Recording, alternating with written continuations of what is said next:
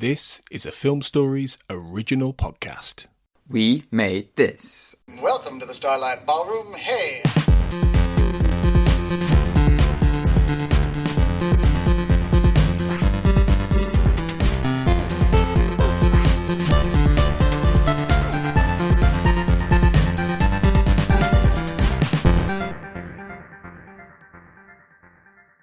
Hello and welcome to Shipwrecked and Comatose, a Red Dwarf podcast here on the We Made This podcast network. This is your first special after series 2, and as always, I'm joined by Kurt North. Hello, Kurt. Hello, how are you? I'm not too bad, not too bad. You okay? I'm not too bad. I'm going through some stuff at work, and if anything, what ideally I'd like to do is just to take some maternity leave, but that's not going to happen, unfortunately. But yeah, so yes, it's been a bit of a testing couple of weeks for me with work. There's a lot of things going on, but happy to be podcasting again and joining the boys from the Comatose and take it from there. Yeah, so looking good. And we've also got one of our regular hosts with us as well. Hello, Colin. Good evening. I say good evening. When people are listening, it might not be evening. It could be 6 a.m. It could be any time. Might be like Merry Christmas or something if they're really late. I don't think there's going to be anything merry about this Christmas, to be honest. Oh, let's not. We're here to talk about Red Dwarf. We're not here to talk about crap things that are depressing. I'm having pigs in blankets and I don't care what, it's all good if I have pigs in blankets. It's good. The next episode's the Christmas special. I know, but now I'm thinking about pigs in blankets. Yeah, well, let's all bring pigs and blankets to this special. That'd be great, wouldn't it? Not for me. I'm veggie. Oh, yeah. Sorry. I mean, there's bound to be some kind of Linda McCartney type sitch, isn't there? Yeah. Linda McCartney in blankets. That's also not helpful. I'm gay. You'd have thought they'd have run out of her by now anyway. Moving on. It's been a while, Mark, hasn't it? It really has. For this special episode, we're talking about a bit of an obscurity. It's an episode that never got made, that was originally going to be the first episode of Series 3 of Red Dwarf. And it's called Dad. And the only access we have to it was on a DVD special, where they had an artist do some nice pictures of the boys from the Dwarf. And they had Chris Barrie narrate the script and do actions of all the other cast members. And it's a fascinating little 8 minutes. I had no idea this existed until we started doing this podcast. Had either of you seen it before? I hadn't seen it before, but I knew of its existence. Yeah, I was in the same boat. But I have now. Well, not that we recommend watching these things illegally. They are from a out-of-print DVD, and they are, let's be blunt, they're on YouTube. They are. And it's quite easy to find as well. Just type in, surprise, surprise, Red Dwarf Dad. Yeah. How does YouTube, work? There's so much hooky stuff on there. Every now and again, stuff will get taken down, but other people will upload it. Yeah, and I think it depends on the studio as well and how bothered they are about it. You mentioned it's out of print, so I don't think they're that bothered. I think it might be on the Blu-ray extras, actually. But I haven't got the Blu-ray, so I don't know. But yeah, I think they put that and the Body Snatcher, where they did the same thing for the Lost Series 1 episode, that they've done the full episode of that. It's like 35 minutes long, so it's longer than a normal episode. Yeah, we're going to look at that at some point, but yeah, we probably should have done it after Series 1 if we'd have planned properly. We'll have to get time slides so we can go back and do it then. Yeah, it's amazing what we can do when we plan, Mark, but unfortunately, we don't tend to plan. No, we don't.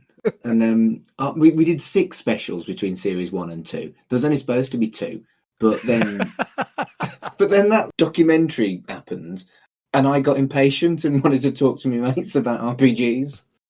Yeah, I did think when you did that, I was like, that could have waited till next season. I mean, you're like, oh well, are you gonna put it on? Are you gonna put your show on a week earlier? Well, no, I'm not ready yet. All right, I'm gonna do the RPG.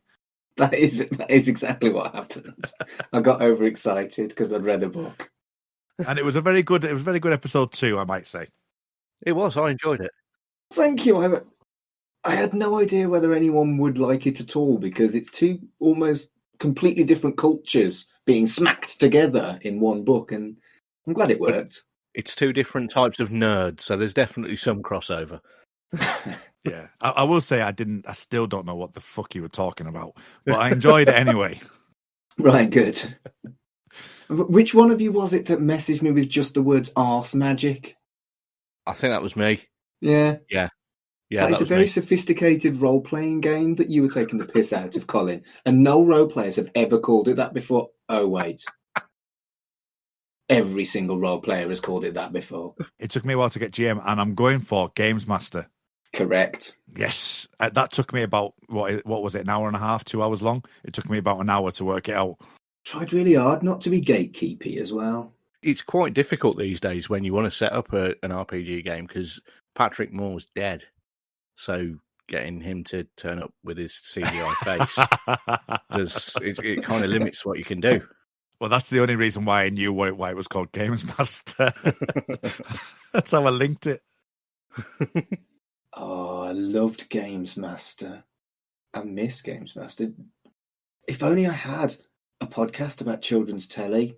Oh, wait. There is a really good Games Master podcast that I listen to called Under Consultation, but it's not on the We Made This network, so can't talk much about it. We can. I think that's allowed. I think we're allowed to talk about other podcasts. Good, because I do a lot. Yeah. It is okay, right? Because I have, and I don't want the gaffer to like cancel me. You'd soon know about it. It's fine.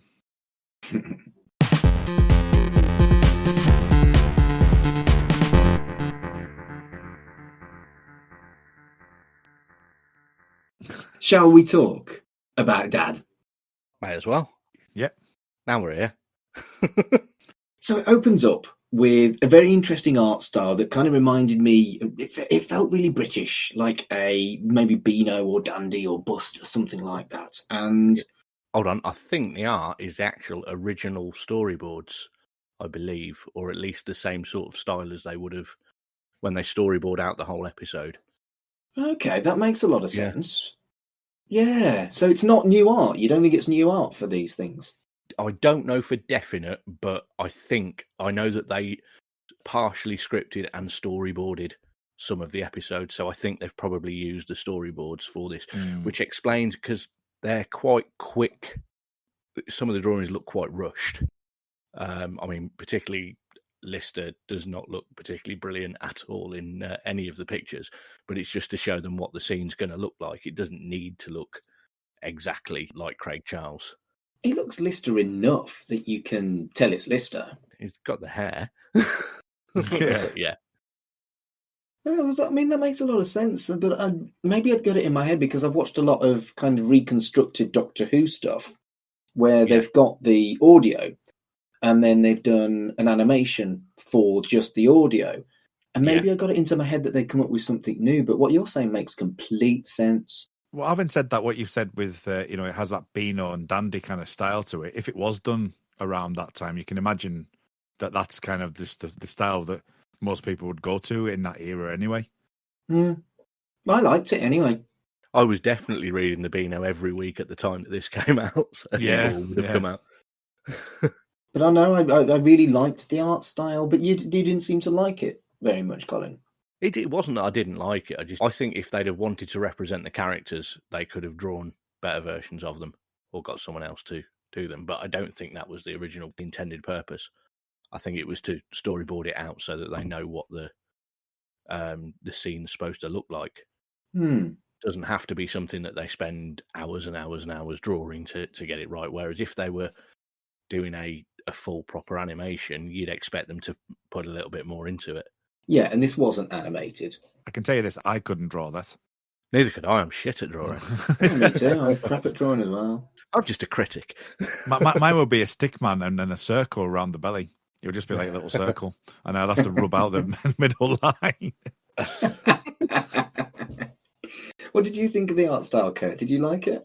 Yeah, I didn't pay too much attention to it, but yeah, I do like it. I think it's nice. I do particularly like Crichton. Yes. I think Crichton's probably the best out of the lot of them. He looked really cheerful. Yeah, he does, yeah. Like an extra friendly Crichton. Yeah. Well, Crichton's a pretty friendly dude anyway, you know? He is. And Chris Barrie's voice of him is spot on. Yeah.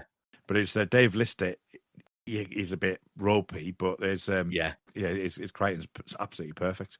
I just watched it not long before we started recording with my wife because I wanted to get her perspective on some of it. And she said he's not got enough energy in there for Lister. Lister would have got way angrier in some of the bits than how Chris gave his voice. Sort of, he was a bit more laid back than he would have been if he'd have actually had Craig Charles doing the part there. I do feel that Chris Barrie was the right choice, though. I think that of all of them, with his background as an impressionist, and the fact that he clearly can do a very good Robert Llewellyn impression, and his cat's impression was, I'm going to go with charming. Okay. I think out of all of the actors, he was the best to do this. Definitely. I mean, if they'd have got Danny John Jules to do it, he would have just danced, and that wouldn't have come across well because you wouldn't have been able to see him. I did have in my head though that Chris Barrie doing. Have you ever seen Wolverine when Hugh Jackman does Wolverine on the screen? He does some additional recording, ADR recording, and he's like running through the forest and he's doing all the scratching marks and stuff. Where he's just completely like sort of in character, and he's like pretending doing all the running and stuff like that. I can imagine Chris Barrie doing that and then trying to do Dave Lister. That'd be great. Yeah. So it opens up in the quarters, and Rimmer's on the bed with a book about Biggles. A pregnant Lister arrives with a pizza. Where did he get the pizza from? I presume today's pizza is pizza a la creme? I don't know. Raw liver and banana pizza is what the pizza was. Really reminded me of some of the Teenage Mutant Ninja Turtles pizza toppings, which I'd have been watching around about this sort of time. Because they had things like marshmallow and pepperoni, jelly bean and sausage, anchovies and bananas, so that's quite similar, and peanut butter and clams. Peanut butter and clams? Yeah. Wow. I can't imagine banana on pizza either. Well, some people put pineapple on, and they're sick. So you don't think people should put fruit on a pizza? I don't think so. What's a tomato? I don't want tomatoes on my pizza apart from the tomato sauce type stuff. Right, okay. I don't want like raw tomatoes because they're just, I mean, they're not as bad as courgettes. Having said that though, I can imagine cooked banana though. I could imagine cooked banana being quite nice. Plantains, you can have plantain and jerk chicken pizza. I mean, cravings are a thing, right? I remember when my sister-in-law was pregnant, she was never big into chocolate. But she just ate lots of chocolate. She didn't have like chocolate with gravy or anything like that. She just ate a lot of chocolate. So I think all this stuff about like, you know, fish fingers and custard or whatever, does that actually happen? That was Doctor Who. It was Doctor Who, yeah, well spotted. He wasn't pregnant. That was Matt Smith. He was just reborn again, wasn't he? But he wasn't pregnant. The point is still valid. Perhaps it's subtext. Perhaps he was. But they just didn't tell us that bit. And what I'm saying is, I've known pregnant women who've had a craving for, they just want chocolate, or they desperately have to have a certain type of yogurt. But I've not seen, like I say, chocolate with gravy or whatever. Yeah, like coal sandwiches and stuff like that. Sponges and stuff. Like proper sponge. When my wife was pregnant, it was Pom Bears mainly. So Pom Bears. Nothing wrong with Pom Bears. Nothing wrong with Pom Bears. But it's a joke that's regularly used in comedy, isn't it? The weird cravings. But I've never seen in real life any weird cravings. Neither have I. My mum went off apples when she was having me. Just couldn't physically. She actually loved them, and ever since has never been able to eat an apple. You ruined apples for her. Yeah. Rude. Amazing. What can I do? What can you do, eh? To be fair, it wasn't under your control anymore. It was hers. I think it was. Malevolent Kurt. Yeah. Moving on. Lister gets his belly out and Rimmer complains. And Lister says that a lot of husbands get anxious, which annoys Rimmer. He vehemently denies that role and he explains that he is super butch. which I laughed at that. Yeah. I think I like the idea that Rimmer was brought on to Red Dwarf to essentially keep Lister sane, but when he had to step up, he didn't fucking do it. No. And they reused the Wham Bam Thank You Mister line. Yes, they did. Yes, that's something I picked up on. Yeah, because it was something where I was. It jumped out at me because later on they start using elements of the script which we see elsewhere, which you can understand. But the fact that they've gone back, it totally reeks of first draft. You know what I mean? It's like obviously they're obviously working on it, and they'll probably change that. But because you can imagine that getting to the story and then not going, well, we've used that, we probably shouldn't do that. Let's go a different way. But it definitely feels first draft to me for that reason. That's it. There's stuff that they then use later on from this, but yeah, that had already gone out in the previous series. I mean, perhaps they were successfully hoping that people would have forgotten, because I'd forgotten it. Oh, that's one of my favourite lines. It's quotable Dwarf. Wham bam, thank you, Mister. See, it's not for me, but it was the line that jumped out at me when I watched this. It was the one that was like, oh, wow, well, they've used that before. But that line actually comes out when Lister basically recapped what happened in the last episode of Series 2.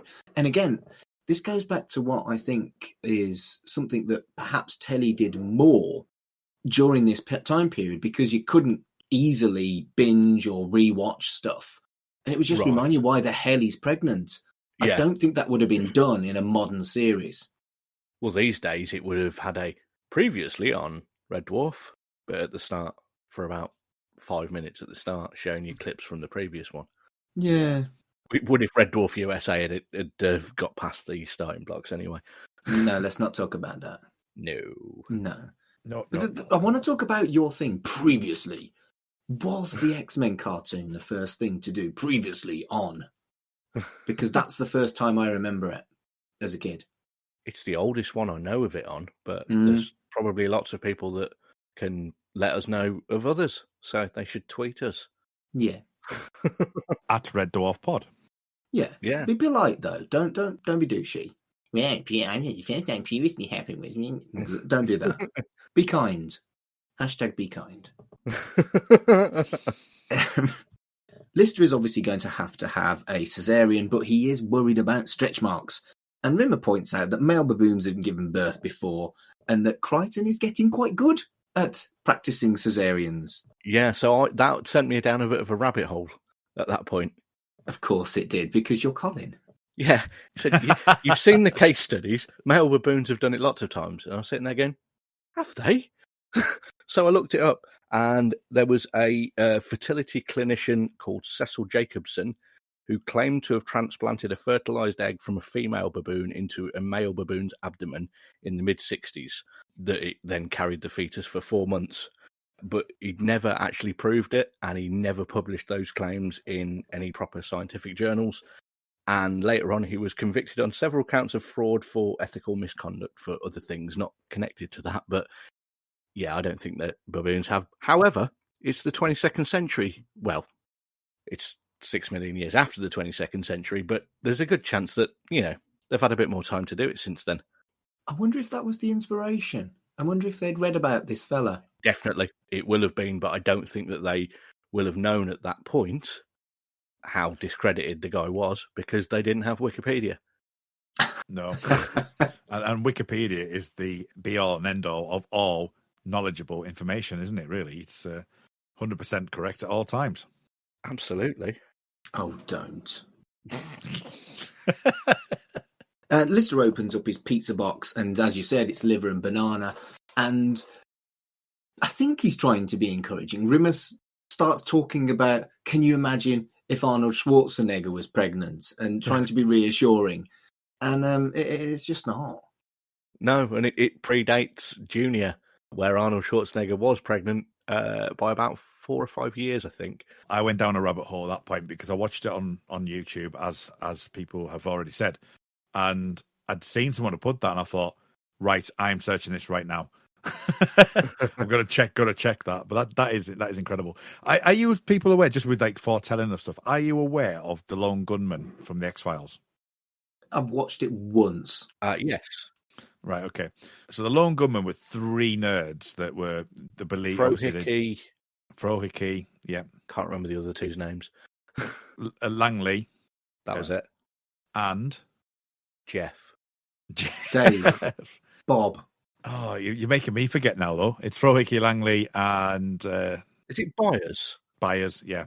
Yeah. So Byers is like named. His initials are like JFK. But right, yeah.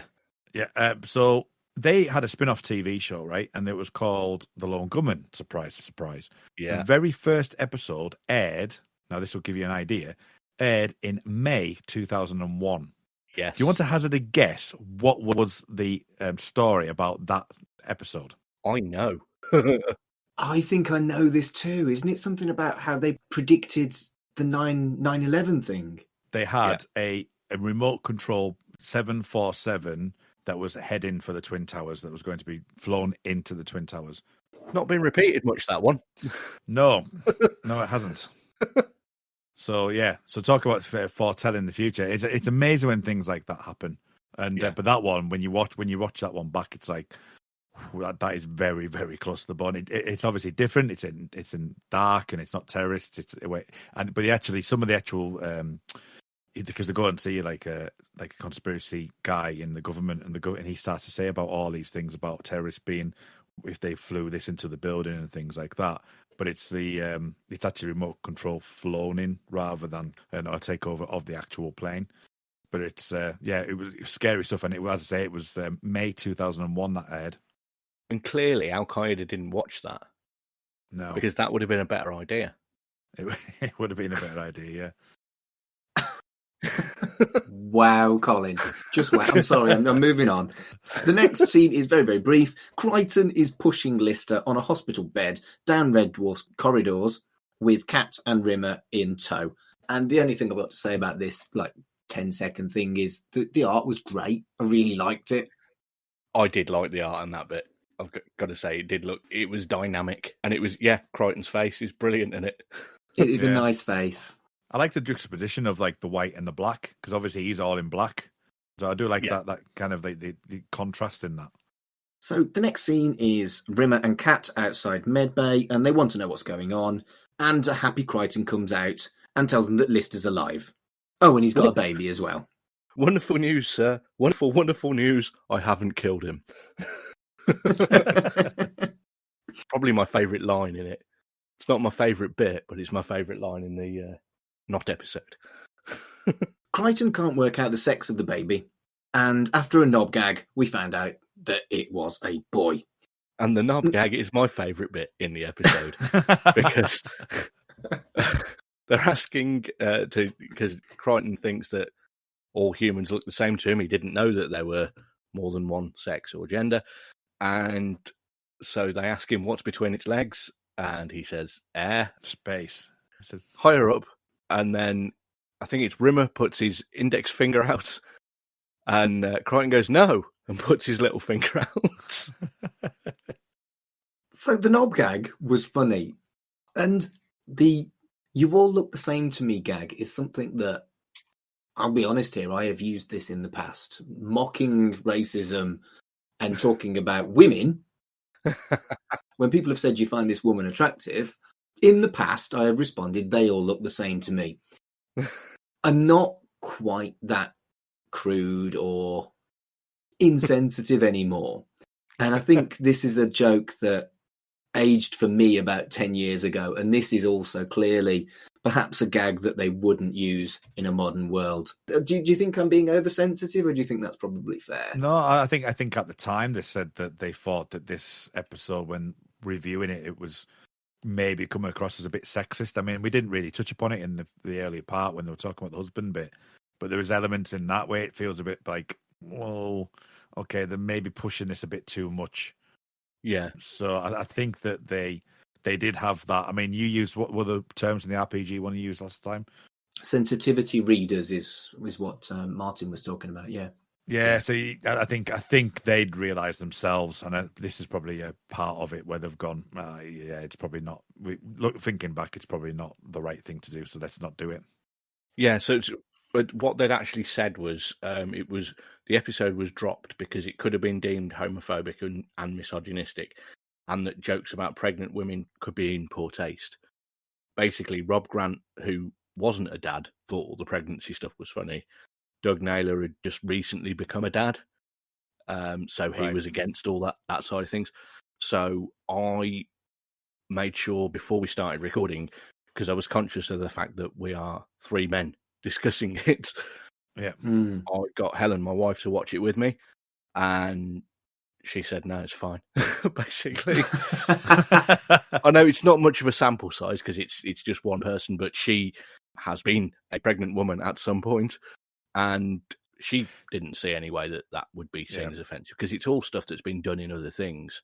You know, she's conscious that she can't really talk for everyone because some people would be offended by it. Yeah, well, it's interesting you should say that. I mean, this is totally different to what we're talking about, but my other half, she's been watching. In some ways, I got dragged into it, and sometimes I was like, I'm quite enjoying this, but let's not answer that. But the Australian, like, sort of Married at First Sight thing, and and I'm like, is your podcast on that starting soon, Kurt? Yeah, it's starting very soon on that, and even to the point where I started to understand the people's names. I was like, "Oh, what am I doing?" Anyway, but there was a particular one where the boys had a boys' night, and they start talking about wife swapping and things. And there's a particular like story where one guy had actually gone and looked into whether or not this other girl liked him, and it blew up the show and stuff like that. It became very dramatic, whatever.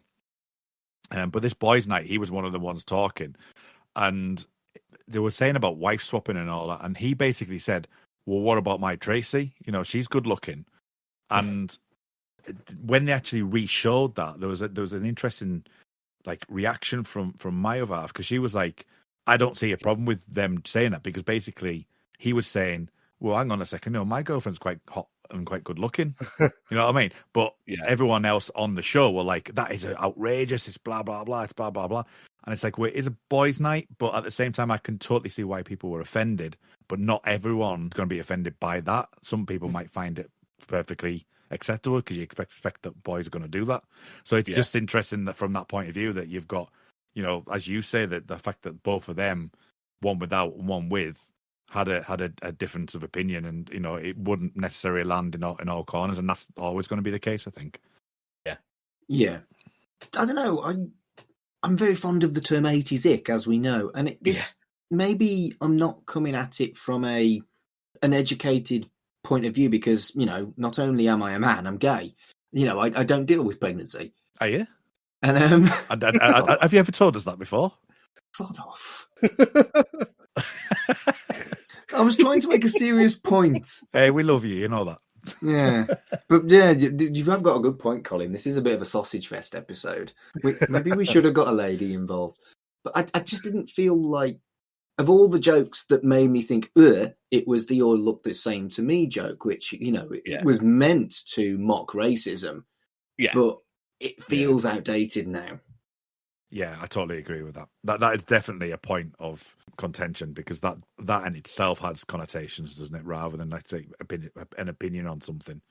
Yeah, it just wouldn't land at all. Probably didn't land then even. It didn't land when I used to crack it. You used to get a really weird look from most women. That's why I stopped doing it. How long did it take you? I was a new guy. It was all funny to me. Ah, okay. Anyway. Back to the quarters, Baby is asleep, and Rimmer's looking at him. And there's only one. What? Yeah. There's only one baby. There should be two. Oh shit, there is only one baby? Yes. They'd already established previously, an entire series and a half ago, that there would be two babies. Jim and Bexley? Yeah. How are we going to end up with two babies on board? And not only that, they referenced it in the previous episode. When it says, well, it's going to be fun finding out. Yeah. So yeah, you're right. This is clearly a first draft, isn't it? Yeah. Because they needed it to be Jim and Bexley after Jim Bexley Speed. Yep. Huh. But then the whole next conversation is them talking about, you know, what they're going to call the baby. Which kind of makes sense because the joke is around Rimmer wanting the baby to be called Arnold and saying, "Oh, it's not because my name's Arnold." Yeah. that I have more thing with, because you could call it baby brain. You could call it the fact that you're not really thinking about Jim and Bexley at that moment. Yeah. I know he's said it on many occasions. That's what you'd always call it. So you'd think that if you're always going to call your sons that's the first thing you would say. Yeah. It depends on. So there is a bit of leeway with that, but the fact there's not a second baby, that's the big thing for me. Yeah. Although we have said before that Red Dwarf is inconsistent and we don't care. So True. You know, they've got the wrong name of the pub in a minute as well. Yeah. Well, before we get to that, Lister poo-poos the idea of Arnold and suggests Barrie. I love this line. Which Rimmer points out would mean that the kid's name was Blister, which that's probably why they only had one baby to make that gag. But even for Red Dwarf, the complete lack of consistency means just lose that gag. Yeah. In fact, they just lost the episode. Yeah, true. Yeah, think of it more of a macro. Yeah, they didn't actually air this. This was never supposed to see the light of day, was it? But never mind. So Rimmer suggests that maybe he uses Dad's name, but Lister doesn't know his dad's name because he was left in a pub in a box under the pool table. And that's correct, isn't it? It is. It's the Flag and Lettuce is what they call it in this, but it was the Agbeth Arms is what it's called in all of the versions, which the Agbeth Arms is a real pub. I think it's changed its name, not to the Flag and Lettuce. I was going to say, is it called the Flag and Lettuce? No. Is it in Liverpool? It is. It's the pub where Grant and Naylor used to go and drink. And it's where they sketched up the ideas for, I think it's where they came up for the ideas for Dave Holland's Space Cadet, which eventually evolved into Red Dwarf. That's a cool kind of Easter eggy type reference, isn't it? I've got. Is it still there? I believe so. Okay, I might have to next time I'm in the pool. I might have to nip in. A pilgrimage. A pilgrimage. Yeah, absolutely. See if there's a box under the table with our Rob or Ross written on it. Yeah. Well, here's the thing. I don't know if you know, but I'm on other podcasts. Are you? Yeah. There's a podcast called Millennium. Do you know what their symbol is? Yes. It's an Ouroboros. It's all linked. This came out in 1997, and Millennium started in 1996. So not this dad episode. The actual when they started to mention it in season 7, and I kind of fanboyed a little bit when I noticed it. I was like, "Oh, they've got the Millennium symbol on here," and it was like, and so the our Rob or Ross actual joke hit harder for me because it was like, that's brilliant. I love that play, especially the fact that it is the main symbol for Millennium, which is great. I'm fairly certain it existed a while before Chris Carter invented Millennium. Oh yeah, no, I'm not saying. It's just what I particularly like as a 17, 18-year-old lad was that I've watched two of my favourite TV shows was had for some reason decided to use the Ouroboros. As it originated in ancient Egyptian iconography. I've just looked it up. But yeah, no, I can dig that you'd be like, oh, that's familiar. Cool. So Lister tries to defend his parents who abandoned him, and he points out that they must have had their reasons, and they did leave him with a warm blanket and a fiver. The fiver really made me feel like this was dated. Did it? Because a fiver wouldn't get you a pint now in that pub. Up here it would. I can get a pint for a fiver. Well, yes, but I'm slightly exaggerating, but it wouldn't get you 2 drinks. I only drink water, so I have no idea how much a pint costs. About a fiver. Yeah, it's fair enough. Well, depending on where you go, but anything between, unless you go into an establishment which is a hot topic, which we won't talk about, but you're talking £4.60 upwards. Right. So it wouldn't get him a round in unless it was just... No. I mean, even my local, sometimes you can get it for like £3.80 or something like that. So you're not going to get 2. Yeah, fair enough. I remember pound a pint nights being a thing when I first started going out to pubs. And they always used to be Monday, Tuesdays, because it used to be the end of the barrels. But that was 1997, Colin. It's been a long time since then. Yeah. Yeah, because we used to, being in a band, I used to obviously gig over the weekend and then go out midweek. So Monday, Tuesdays was always like all the bar staff used to be out, all of the musicians used to be out, and it was a good time. Who was serving everyone?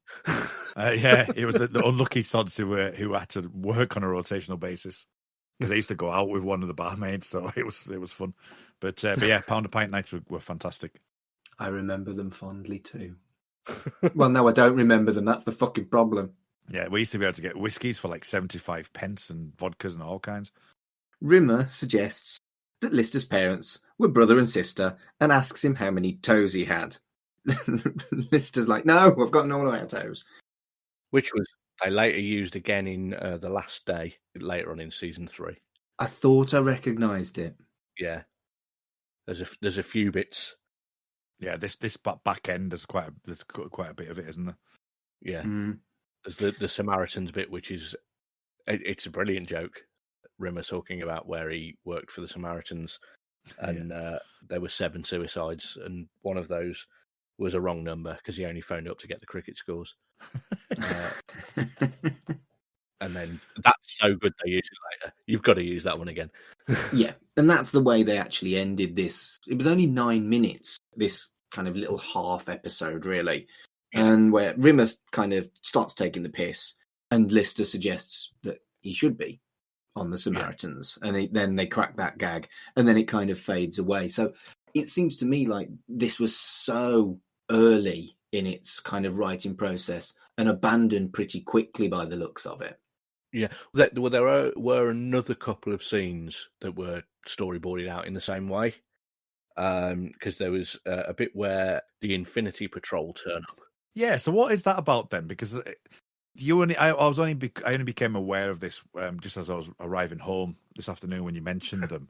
So I very quickly looked at it, and they kept going on about Bill, but I haven't looked into any more detail about what it was about. Do you know what it was about? The Infinity Patrol, I don't know if it's explained in later episodes that I've not seen yet in any of the Dave ones or anything like that. But Ace Rimmer and his sort of dimension jump type thingy, that's the Infinity Patrol. Oh, right, okay. His workmates, basically. The outline of the script explains that the Infinity Patrol turn up and help them. So that the baby grows up to be an 18-year-old in about 3 days. So the Infinity Patrol turn up to take him back to his own dimension. So that's how they get rid of the baby, so that they don't have to bother with that for the rest of the series. Then Lister, because it's all brought it to his memory again, decides that he wants to go and confront his dad. So he finds a photo of the Flag and Lettuce that's got somebody that looks quite a lot like him in the photo, and uses the Time Slides mutated developing fluid, wasn't it, in Time Slides? He uses that so he can step into the photo and goes and talks to his dad. Whose name is Barrie? Yes. Which was kind of makes the earlier thing a little bit weird, because Lister suggested Barrie as a name, and then immediately Rimmer says, why don't you name it after your dad? But I guess he didn't know his dad's name.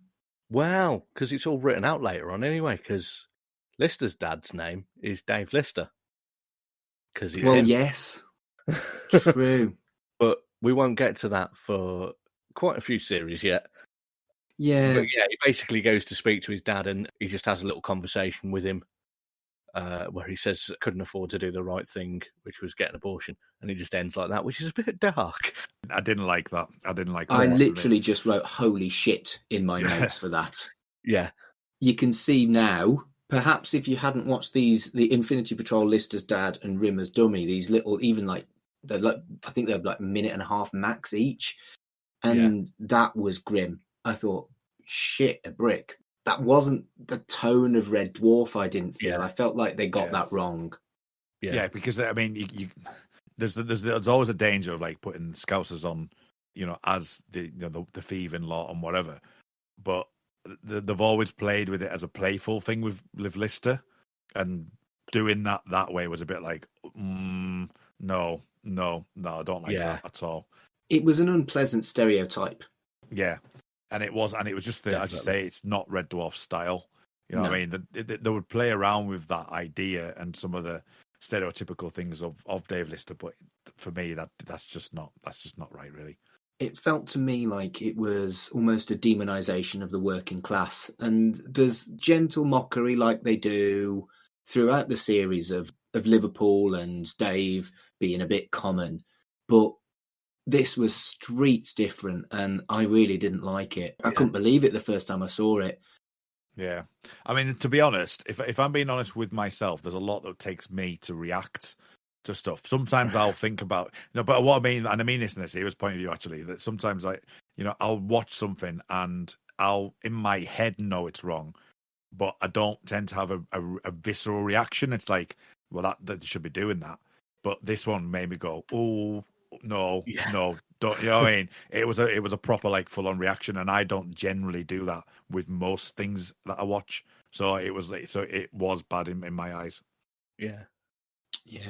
And the final one was called Rimmer's Dummy, which was one gag about Rimmer teaching himself how to unclasp bras on a dummy that had got 3 pairs of tits. Yeah, and it just wasn't very good. No. Yeah, I mean, all 3 of those are available on YouTube as well. Again, you just have to search for the name. I found one YouTube user that had Dad and Infinity Patrol, Lister's dad, and Rimmer's Dummy in one place. Yeah. I do feel like I'm glad that this wasn't the direction they took Red Dwarf. Would you say that you would feel the same? Yeah. Yeah. I quite like the fact that they'd set up this cliffhanger and then at the start of the next series completely threw it away with a Star Wars crawl that was too fast to read. There's certain things that they set up in that they'd outlined in the script that they didn't get to do, but it tells you in that bit, such as why Crichton reappeared because he'd crashed his space bike, and then Lister picked up the distress call, went and rescued him and rebuilt him, and it implied that the reason that his face has changed, because obviously it's a different actor, because it was David Ross previously and now it's Robert Llewellyn, is that he rebuilt him using one of his spare heads, which is why he's got a different face. Interesting. But no, they got rid of that bit, and then the actual episode of, episode 1 of season 3, it's definitely a better opener than this would have been. Yeah, I think so. I think there's a clear difference between series 1 and 2 and then 3 onwards. And this would have continued the same kind of level of vibe of series 1 and 2 that I think with hindsight would have probably been a mistake, because it was really from series 3 onwards that Red Dwarf kind of hit its stride in a lot of ways. Yeah. I mean, it could be that we're doing a bit of a disservice because we are basing all this on really early sketches, and we don't know how much the episodes that we did get to see were refined and redrafted. The brilliant episodes that we love may have started off like this. I mean, probably not quite as bad as this one, because they completed them and finished it off rather than scrapping it at the first hurdle like they've done with this one. I think the difference with this compared to potentially most of, apart from later in the BBC run, is that this felt like it was trying to continue a story where we've talked about the first couple of seasons of, yes, generally the story kind of continues on. It's very episodic like you would get in these normal TV shows. But then we found the layers beneath that where you feel that the characters are getting like closer together and forming more of a friendship. But it's not overtly that happened last week, this happened next week. And this feels like this happened next week. Where what happens in the beginning of season 3 is you get the crawl and it almost reverts back to, right, we're on the episodic viewpoint. And, that's like, this is a story you could have seen, but actually this is what you're watching. And I've always liked that, because even before I knew Dad existed, I liked the fact there's a whole new story in the background that's happened somewhere, and you're going back to basics and back to where you were. I think as a concept, the pregnant man was better on the idea staged, and when they got there, they'd written themselves into and it's not so funny now. Yeah. I mean, have you seen Junior? Because I don't expect that to be a very good film. I haven't actually. I have seen it, but a long, long time ago. Because it had Junior and you had twins. It's not going to be as good as Predator, is it? But then, to be fair, most things aren't as good as Predator. I mean, yes, but that's... Yeah, I mean, if you really want to go down that route of, the one of the ultimate trilogies of all time in Junior, Twins, and Kindergarten Cop. I mean, how can you beat that as a trilogy? I only remember that bit where he sits on the piano in Kindergarten Cop, and that's the only bit that I remember. Classic. So, anything else that we haven't touched on with regards to this? I love that this exists. I love that we've got to see a kind of behind the scenes thing, but I'm also glad it didn't happen in the end. Yeah. So I'm really pleased that we got to see this. I'm really pleased that we got to look at it. But is there anything else that you spotted that you would want to discuss about, Dad?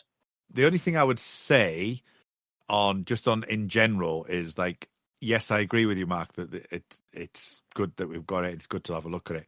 I don't think I would have paid that much attention to it had we not had to do a podcast on it. Because even to the point of, like, 16 minutes before we were due to do this, I hadn't properly seen that 8-minute sketch. So I really struggled to physically watch it. Now, this is not something that I've watched things like The Animatrix and, various different things around, but I struggle with non-canonical things of, like, being able to watch or see it if it's not in canon. If it's in canon, I can kind of watch it or read it or thing, but because it isn't and it has a different story, I'd have gone, it looks all right. It's interesting they did it, but I might watch it the once and forget about it. And I've probably have watched it the once and forgotten about it. So I struggled to watch this. But yeah, I think it's nice to exist. It's good that it exists, and it's nice to talk about it just to see, just to get an idea of what was in their mindset at the time. I did find literally just about 10 minutes before we started recording, there is a version on YouTube with Rob Grant and Doug Naylor doing a commentary to it. It's not massively insightful. Basically, at the start of it, they've clearly not seen it, and since it came out, because they're saying to each other, "I don't think we ever got as far as writing anything where the baby appeared." And then the second half of it is obviously the baby's there. Like, oh, here we did. Right. But what I did think was quite nice is I think this was relatively recently. I think this was probably within the last 10 or 15 years that they've got together and recorded this. And I didn't think that they got on well enough to do that, because since the two of them split up working together after season 6, they've not done anything, as far as I'm aware, since then together. And all the YouTube commentaries, it's Rob Grant, Ed Bye, yeah. But yeah, Doug Naylor isn't involved in anything like that and hasn't tended to be. Basically, when he quit, he said he wanted to be known for other things as well as just Red Dwarf. He didn't want Red Dwarf just to be the thing on his tombstone, basically, is what he said. Which, in some ways, I can see where he's coming from, but I don't think he's done anything as much that people would associate him with since then, because Red Dwarf is so good. Yeah. It's going to be something that towers over everything. But yeah, I don't think I've seen anything or heard anything, because obviously you don't see them on this, but I've not known of the two of them working together other than that bit. So it was quite a nice surprise to have them talking to each other quite amicably, because I always thought it was a bit of a nasty split that they had. Yeah. Obviously I haven't seen that, so that's still good news. Yeah. I like that. Good. The only thing I wanted to add is that I really feel that Chris Barrie is made for audio. He shone in this. Don't you like his face? Well, I do like his face, but I think he was a very distinctive narrator, and I liked the character voices. He even kind of the slight intonation in changing his own character from the way he spoke as a narrator. Yeah. And yeah, I think that the impressions were subtle but pretty cool. And yeah, I haven't listened to the audiobooks, but I think Chris Barrie reads them, so I'm quite looking forward to that now. He does. I used to have them on cassette, which is how long ago it was. Nice. If only you could put them onto MP3. Yeah. Oh, I can now. Excellent. I Oh, haven't still got the cassettes though. Can you, Colin? I haven't seen that. You haven't put that on Twitter recently. I'm quite excited about that. Yeah, for through this month's issue, we now can do tapes. Game changer.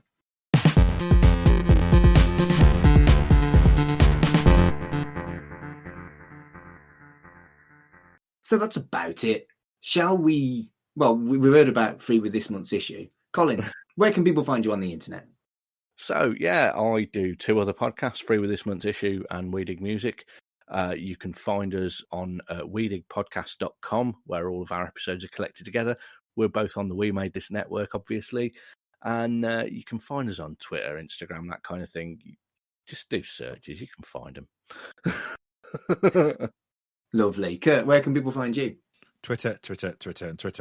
Muldrake, RMULDRAKE for my personal Twitter. I haven't been on there much. I've had quite a lot going on outside of the realm of the social webs.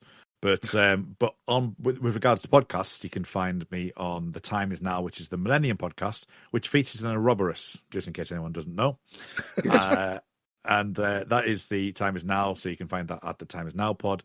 The X-Cast, we're coming back very shortly, if not when this airs. And that's covering season 6 of the X-Files, and that's the X_cast. And then later on in the year, we've just finished doing the podcast for Make It So, which is a Star Trek Picard podcast usually, but we have been covering season 1 of Discovery until season 3 came out. So when season 3 came out, we're on a bit of a break now until the new year, where we're going to do some new specials similar to what this is. We're doing a couple of specials on Star Trek Picard, so that's what we'll be doing, and you can find that at Jean-Luc Poddard. So that's the best place to find me. If you're looking for me, it's at Mark Adams HC on Twitter, and I also am a bit of a podcast whore like you two. I've got 3. I do Right in the Childhood, which is a monthly kind of nostalgia telly thing where me and my mate are both opposite ends of the millennial age, and we take it in turns to look at each other's favourite telly programmes. I also do a weekly B-movie podcast, that's at Tat Club, and that is, I swear a lot on that. I get drunk sometimes too. That one definitely comes with an 18 rating. And I'm also a humanist celebrant, and I have a podcast based on my job where I talk to people about their experiences with birth, relationships and death, and obviously naming ceremonies, weddings and funerals, and that's called Life's Milestones, at Life's Milestones on Twitter. So thank you very much for joining us for this special episode of Shipwrecked and Comatosed. So until next time, Jim and Bexley.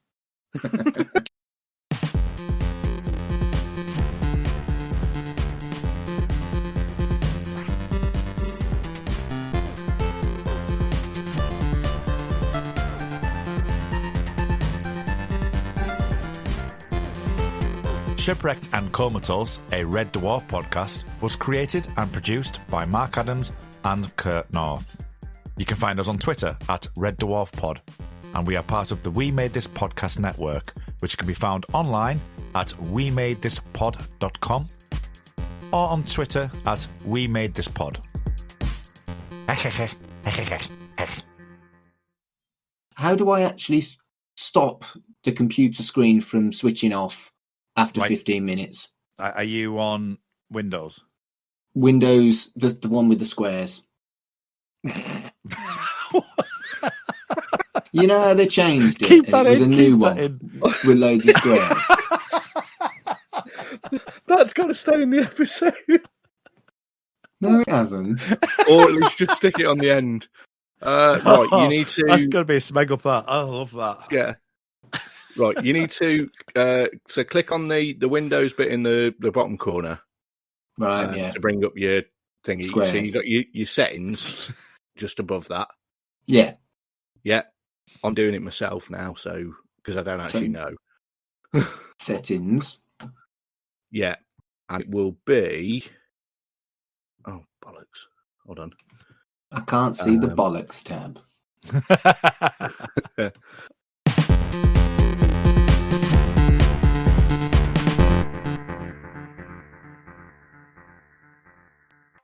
Elsewhere on We Made This. Observing the Pattern, a Fringe podcast. You know, you'd have a doctor saying, oh, well, it's because, you know, if someone's come back from the dead, it's because they were frozen and their body temperature warmed up, or, you know, oh, they ingested this poison that, you know, made it look like death, or whatever it was, rather than it being a miracle that's seen as the more outlandish thing. So it's quite interesting seeing the roles reversed here. Because I know our sympathies lie with Walter, but then equally, I felt kind of sorry for the priest who's just like, right, you realise this is mad, right? Yeah. There's no part of this that is safe. Life's milestones. Sleepwalkers. Took him to see that. That Stephen King thing with the evil cat people. About the incestuous cat people, yeah. Goodness sake. And also Natural Born Killers was another one I went to see with my dad. How old were you? Well, he used to sneak me in. I was about 14. Yeah, so he'd go and buy the tickets, and I'd go and get the popcorn, and he'd be like, right, let's go. Bearing in mind, my dad at the time was the detective sergeant of the West Midlands Drug Squad.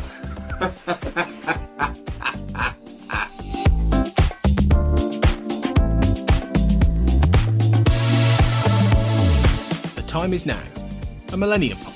Yeah, I think when we get to Skull and Bones, the final scene in that one where he gives his reasons to Emma, I think that has been criticised quite much. But then obviously we'll look at Peter Watts over the course of the season. But that's perfect. That's perfect. Yeah. Because I mean, how many times that's what people in his position say. Yeah. It's like, oh, you hate me and you think I'm doing bad, but when the food runs out, who are you going to blame? That goes back to 3 Days of the Condor, right? Yeah. Check out all of these shows and more on the We Made This podcast network.